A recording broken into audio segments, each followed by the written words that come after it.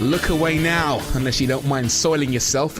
This thing is the Pagani Huayra, the replacement for the legendary Zonda hypercar.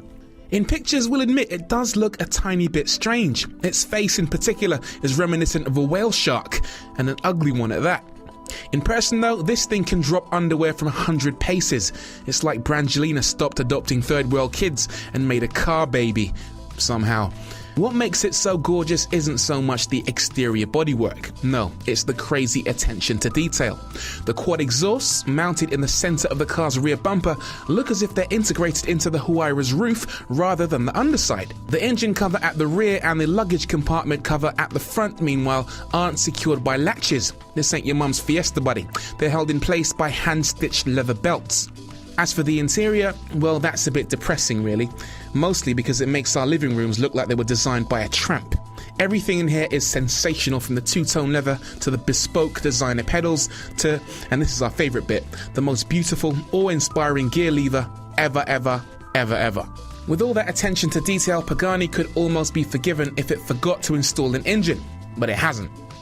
It's fitted the Huayra with a Mercedes-developed 6-litre V12 that calls on 690 horses to provide 1,000 Newton-meters of torque.